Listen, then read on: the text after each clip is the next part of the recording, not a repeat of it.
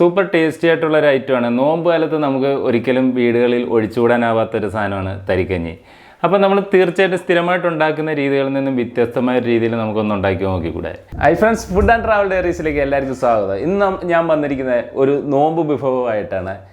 നമുക്ക് തരി കാച്ചിയത്, നമുക്ക് നോമ്പ് കാലത്ത് ഒഴിച്ചുകൂടാൻ കഴിയാത്തൊരു വിഭവമാണ് തരി കാച്ചിയത്. അപ്പം നോമ്പ് കാലത്തൊന്നല്ല, നമുക്ക് ഏത് സമയത്തും യൂസ് ചെയ്യാൻ നല്ലതാണ്. നല്ല ശരീരത്തിന് നല്ല തണുപ്പുള്ള വിഭവമാണ്. അപ്പം നമുക്ക് നേരെ അതിൻ്റെ വീഡിയോസിലോട്ട് പോകാം. ഹലോ ഹലോ എന്താ എന്താ ഇവിടെ? ഞാനേ വീഡിയോ ചെയ്യാൻ പോവുക. ഹലോ, ഇവിടെ നിന്ന് ഇറങ്ങുമോ? നോക്കുന്നുണ്ടോ നോക്കിയേ? ഇവിടെ നിന്ന് ഇറങ്ങുമോ? പോകാവോ? ഞാൻ വീഡിയോ ചെയ്യാൻ പോവുക. എവിടെ ഇരുന്നിട്ട്? അപ്പം നമുക്ക് നേരെ ഇതിൻ്റെ വീഡിയോസിലോട്ട് പോകാം. ആദ്യം നമുക്കൊരു പാൻ എടുത്തിട്ട് ഇതിലേക്ക് ഒരു 3 ടേബിൾ സ്പൂൺ ചവ്വരി നന്നായി കഴുകിയെടുക്കണം. അതിനുശേഷം നമുക്ക് ഇതൊന്ന് ഇതിലോട്ട് ഇട്ടിട്ട് വേവിക്കാനായിട്ട് വെക്കാം. ഇത് പാത്രത്തിൻ്റെ അടിയിൽ പിടിക്കാതിരിക്കാൻ നമുക്ക് ഇങ്ങനെ ഒന്ന് കുറച്ച് നേരം ഇളക്കി കൊടുക്കണം. അതിനുശേഷം ഫ്ലെയിം ഒന്ന് കുറച്ചിട്ട് ഇത് വേവുന്നതിനായിട്ട് വെക്കാം. ഈ സമയത്ത് നമുക്ക് ഇതിലേക്ക് ചേർക്കാനുള്ള കശുവണ്ടിയും മുന്തിരിയും ഒരു പാൻ എടുത്തിട്ട് അതിലോട്ട് 1 ടേബിൾ സ്പൂൺ നെയ്യും കൂടെ ഒന്ന് ഒഴിച്ചിട്ട് വറുത്തെടുക്കണം. നമുക്ക് ഇതിലോട്ട് ആദ്യം കശുവണ്ടി ഒന്ന് ഇട്ടിട്ട് ഫ്രൈ ചെയ്തെടുക്കാം. കശുവണ്ടി ഒരു പകുതി ഫ്രൈ ആയി വരുമ്പോഴത്തേക്ക് ഇതിലോട്ട് മുന്തിരി കൂടി ഇട്ടിട്ട് ഇത് രണ്ടും കൂടെ ഒന്ന് ഫ്രൈ ചെയ്തെടുക്കണം.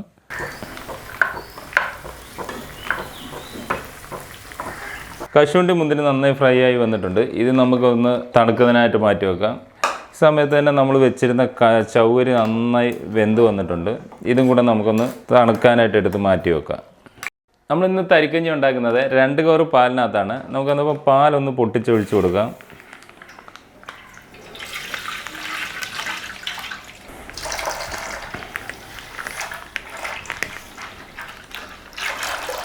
പാലൊഴിച്ച് കൊടുത്തതിന് ശേഷം നമുക്കൊരു 2 കപ്പ്, ഈ കപ്പിന് ഒരു 2 കപ്പ് വെള്ളം കൂടി ഒഴിച്ച് കൊടുക്കാം. പാലൊഴിച്ച് കൊടുത്തതിന് ശേഷം ഇതിലോട്ടൊരു 4 ഏലക്ക ഇതുപോലെ ചതച്ചെടുത്തതിന് ശേഷം ഇതിലോട്ട് ഇട്ട് കൊടുക്കാം. നമുക്ക് ഇതിലോട്ട് ഒരു 5 ടേബിൾ സ്പൂൺ റവ ഇട്ട് കൊടുക്കാം. എന്നപ്പോൾ ഇതുപോലെ അങ്ങ് ഇളക്കി കൊടുക്കണം, ഇല്ലെങ്കിൽ റവ കട്ട പിടിച്ചു പോകും.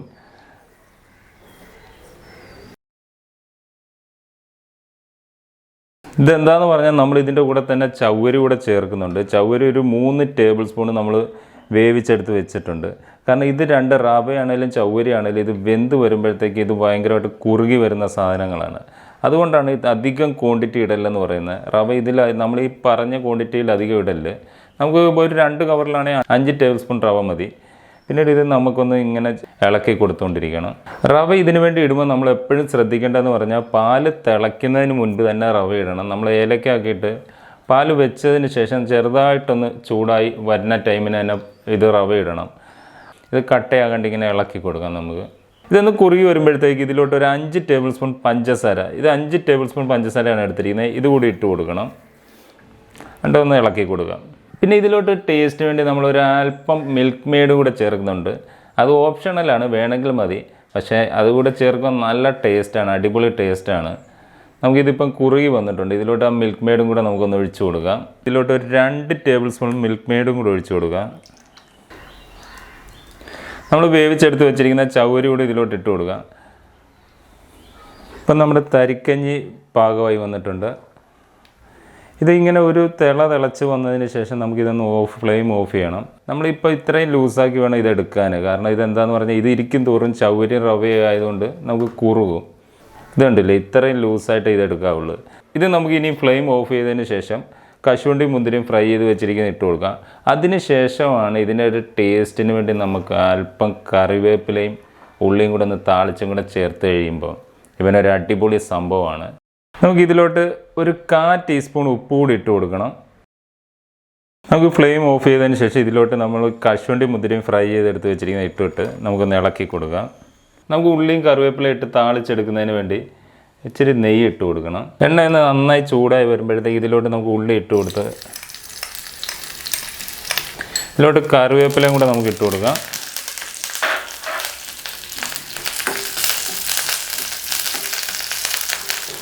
ഇതൊക്കെ ഇതിലോട്ട് ചേർത്ത് കഴിയുമ്പോൾ നല്ലൊരു അടിപൊളി ടേസ്റ്റാണ്. ഇത് നിങ്ങോട്ട് താളിച്ച് ചേർക്കുമ്പോൾ ഉള്ളിയും കറിവേപ്പിലയും താളിച്ചെടുത്ത് നമുക്ക് ഇതിലോട്ട് ഇട്ട് കൊടുക്കാം.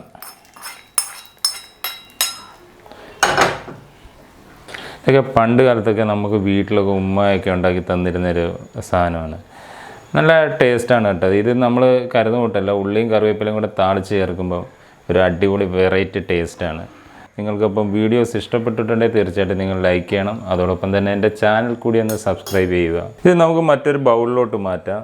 ഇതാണ് നമുക്ക് തരിക്കഞ്ഞിയുടെ കറക്റ്റ് പരുവം. അല്ലാണ്ട് അധികം ലൂസും ആകില്ല, എങ്കിൽ കുറുകി പോകില്ല കേട്ടോ. പിന്നെ നിങ്ങൾക്ക് കശുവണ്ടി മുന്തിരി ഒന്നും ഇല്ലെങ്കിൽ തേങ്ങാക്കുത്ത് അങ്ങോട്ട് നമ്മൾ ഫ്രൈ ചെയ്തിട്ട് ഇട്ടാലും മതി. അതാണ് അത് ഏറ്റവും ടേസ്റ്റ്. അപ്പോൾ നമ്മുടെ തരിക്കഞ്ഞി റെഡി ആയിട്ടുണ്ട്. സൂപ്പർ ടേസ്റ്റി ആയിട്ടുള്ളൊരു ഐറ്റമാണ്. നോമ്പ് കാലത്ത് നമുക്ക് ഒരിക്കലും വീടുകളിൽ ഒഴിച്ചുകൂടാനാവാത്തൊരു സാധനമാണ് തരിക്കഞ്ഞി. അപ്പോൾ നമ്മൾ തീർച്ചയായിട്ടും സ്ഥിരമായിട്ട് ഉണ്ടാക്കുന്ന രീതികളിൽ നിന്നും വ്യത്യസ്തമായ രീതിയിൽ നമുക്കൊന്ന് ഉണ്ടാക്കി നോക്കിക്കൂടെ? തീർച്ചയായിട്ടും നിങ്ങളെല്ലാവരും ഇത് ട്രൈ ചെയ്ത് നോക്കുക. അതോടൊപ്പം തന്നെ എൻ്റെ വീഡിയോസ് ഇഷ്ടപ്പെട്ടിട്ടുണ്ടെങ്കിൽ തീർച്ചയായും ലൈക്ക് ചെയ്യുക. അതോടൊപ്പം തന്നെ എൻ്റെ ചാനൽ കൂടി ഒന്ന് സബ്സ്ക്രൈബ് ചെയ്യുക. നിങ്ങളുടെ സപ്പോർട്ടുകൾ ഉണ്ടാകുക എന്നുള്ള പ്രതീക്ഷയോടുകൂടി തന്നെ വീണ്ടും കാണാം. അതുവരെ എല്ലാവർക്കും ബൈ ബൈ.